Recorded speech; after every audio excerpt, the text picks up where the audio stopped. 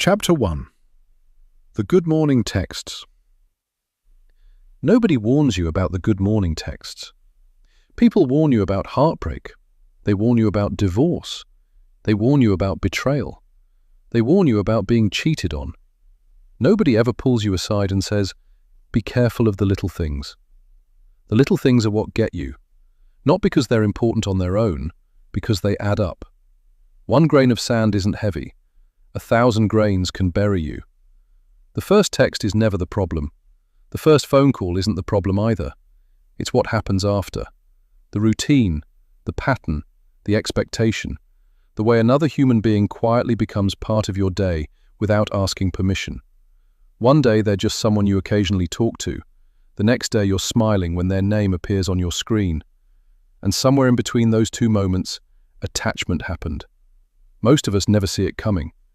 I think that's because we imagine attachment as some dramatic event, a lightning strike, a movie scene, a grand declaration. Real life doesn't work that way. Real life looks more like this. Good morning. How'd you sleep? How was work? Drive safe. Hope your day gets better. Good night. Repeat, repeat, repeat. Nothing special, until suddenly it is. The funny thing about consistency is that it feels small while it's happening. It's only after it's gone that you realize how much space it occupied. Think about electricity. You don't spend your day appreciating electricity. You expect it. You flip a switch and the lights come on. You charge your phone. You turn on the television. You don't think about it until the power goes out. Then suddenly it's all you think about. Human beings are surprisingly similar. The people who consistently show up in our lives become part of the background. Not because they matter less, because they matter enough that we stop questioning whether they'll be there. We assume they'll still be there tomorrow. And that's where things get dangerous. Not because trust is dangerous, because assumptions are. One of the biggest lies we tell ourselves is that attachment happens when someone earns it. The truth is, attachment often happens when someone repeats a behavior enough times. That's all. Consistency creates comfort. Comfort creates trust. Trust creates hope. Hope creates investment. And by the time we realize we're invested, we're already in deeper than we intended to be. I've noticed something interesting about people. Most of us don't fall for a person. We fall for a version of our life that includes them. Read that again? We don't just become attached to them. We become attached to the routine, the conversations, the possibility, the future we quietly start imagining. Maybe that's why losing consistency hurts so much. It's not just losing a person, it's losing a future that only existed in your head. A future that felt real enough to miss, even if it never actually happened. That's a difficult thing to explain to someone who hasn't experienced it, especially when the relationship was never officially a relationship. Those situations can be some of the hardest to recover from. At least a breakup has a name. At least a breakup has a date. At least a breakup gives you a moment you can point to and say, "There, that's where it ended." But what about when there is no ending? What about when things just slowly change?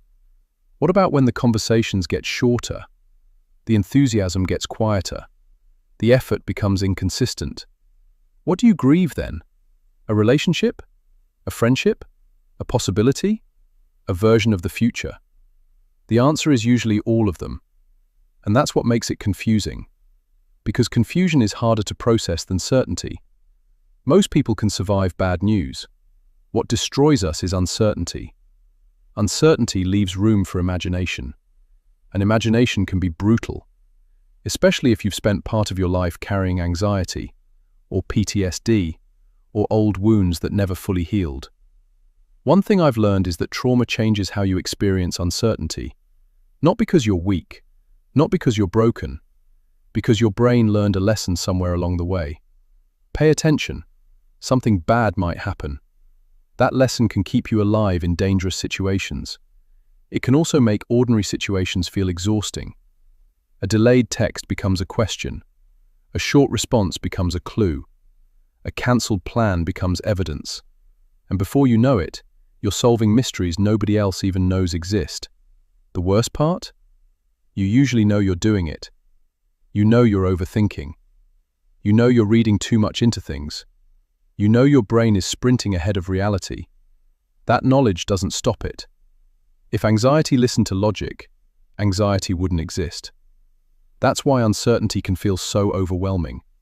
You're fighting a battle on two fronts. Part of you is saying, relax, everything is probably fine. The other part is building a 37-slide PowerPoint presentation explaining why your entire life is about to collapse. And somehow, the PowerPoint always seems more convincing. That's when the detective shows up. Everybody becomes a detective eventually. Don't act like you haven't. You have. We all have. You notice response times. You notice changes in wording. You notice who viewed what. You notice who liked what. You notice everything. Suddenly, you're conducting an FBI-level investigation because somebody took 6 hours to respond. Meanwhile, they're probably asleep, or working, or dealing with their own life, or maybe they are pulling away. And that's the problem. You don't know. Uncertainty leaves every possibility on the table. That's why it hurts. Not because the answer is bad, because there isn't one. The longer I live, the more I think hope is one of the most powerful forces on earth. It's also one of the most dangerous. Hope can get people through impossible situations. Hope can keep someone moving when everything in their life is falling apart. Hope can help people survive grief, loss, trauma, and heartbreak. Hope can also keep us standing in places we should have left months ago. That's the problem. Hope doesn't know the difference. Hope doesn't care whether something is healthy. Hope only cares whether something is possible. As long as there's a possibility, hope stays alive. Maybe that's why so many of us get stuck. Not because we're blind, not because we're stupid, because we're hopeful. There's a huge difference. Most people don't stay because everything is good. They stay because they remember when it was. They remember the conversations, the effort, the laughter, the excitement, the version of the connection that made them feel seen. And they keep waiting for it to come back. Sometimes it does. A lot of times, it doesn't. The hardest part is figuring out which situation you're in. I wish there was some magical formula. There isn't. Human beings are messy. Life is messy. People get busy. People get overwhelmed. People go through things they don't talk about. Sometimes distance has nothing to do with you. Sometimes it has everything to do with you. Most of the time, you don't know which one it is. And that's where people start losing themselves. Not in the relationship, in the search for answers. I've spent more time than I'd like to admit trying to understand things that never came with explanations. Maybe you have too. Maybe you've reread conversations looking for clues. Maybe you've replayed phone calls in your head. Maybe you've stared at a screen, wondering if you should send another message. Maybe you've convinced yourself that if you just think hard enough, you'll eventually discover what happened. You won't. At least not usually. Because most endings don't come with explanations. Most endings come with silence. That's what nobody tells you. People talk about closure like it's some guaranteed part of life, as if one day you'll receive a detailed report explaining exactly what happened. Here are the reasons. Here are the dates. Here are the mistakes. Here is your closure. Real life rarely works that way. Sometimes people leave. Sometimes people fade. Sometimes people change. Sometimes feelings change. Sometimes priorities change. Sometimes you never find out why. That's not fair. It's also true. One of the most painful realizations I've ever had is that understanding what happened doesn't always make it hurt less. Think about that. We spend so much energy chasing answers. We convince ourselves that if we could just understand, we'd finally feel better. Maybe, maybe not. I've known people who got the answer they were searching for and still couldn't move on, because the answer wasn't what they really wanted. What they really wanted was a different outcome. Those aren't the same thing. You can understand exactly why something happened and still hate that it happened. You can understand why someone left and still miss them. You can understand their reasons and still wish things had turned out differently. Understanding isn't the same thing as acceptance. Acceptance is much harder. Acceptance means recognizing that reality doesn't need your permission. It simply exists. And that's a lesson I still struggle with. Maybe you do too, especially if you're the kind of person who likes fixing things. I'm a fixer. Maybe that's why uncertainty drives me crazy. Give me a problem, and I'll work on it. Give me a challenge, and I'll figure it out. Give me something broken, and I'll try to repair it. But human beings aren't engines. Relationships aren't transmissions. You can't always diagnose the issue. You can't always tighten a bolt. You can't always replace a part and make everything work again. Sometimes the only thing you can do is accept that the other person has choices too. And that's frustrating. Because it means some outcomes are completely outside your control. And most people hate that. I know I do. Control feels safe. Control feels predictable. Control feels like certainty. Life offers much less of it than we'd like. The truth is that most of us are carrying around a collection of invisible fears. Fear of rejection. Fear of abandonment. Fear of not being enough. Fear of being forgotten. Fear of being replaced. Fear of ending up alone. Those fears don't create attachment. They amplify it. When someone consistently shows up, those fears get quieter. When consistency disappears, those fears get louder. Much louder. That's why a simple "good morning" text can mean more than people realize. It isn't the words, it's the reassurance. It's the feeling that somebody thought about you, somebody made time, somebody cared enough to reach out. That matters. We all want to matter. I don't care how independent someone claims to be. I don't care how tough they act. I don't care how many walls they've built. Everybody wants to matter. Everybody wants to feel chosen. Everybody wants to know that their presence means something. Maybe that's why the beginning feels so good. Not because the other person completes us, because they temporarily quiet the doubts we carry. For a little while, the world feels less lonely. The future feels brighter. The possibilities feel endless. The questions get quieter. The fears sit down, and hope takes over. The tragedy is that we often don't realize we're becoming attached to the feeling.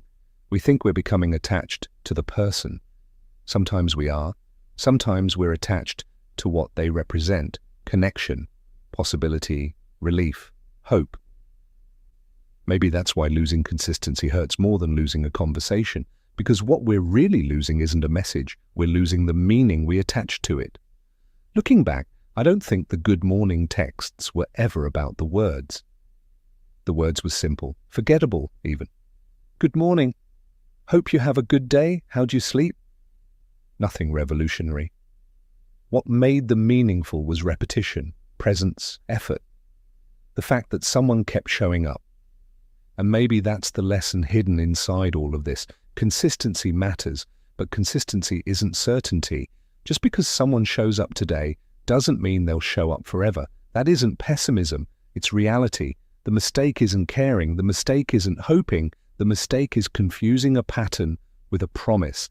I think a lot of us do that, I know I have, when we mistake consistency for commitment, attention for intention, possibility for certainty. Then we're surprised when reality doesn't match the story we built in our heads. That's not a character flaw, that's part of being human. The goal isn't to stop caring, the goal isn't to stop hoping. The goal is learning how to enjoy the present without building your entire future around it. Easier said than done, especially when someone makes you feel seen, especially when they become part of your routine, especially when they become part of your day. Maybe that's why nobody warns us about the good morning texts. They seem so harmless, so small, so ordinary, until one day you realize they weren't just messages, they were the foundation of something. Maybe a relationship, maybe a friendship, maybe just a hope you carried longer than you should have. Either way, they mattered, and that's where our story begins. Not with heartbreak, not with silence, not with goodbye, with hope. Because every painful ending starts with something that once felt good. And before we can understand why the silence hurts so much, we have to understand why the connection mattered in the first place.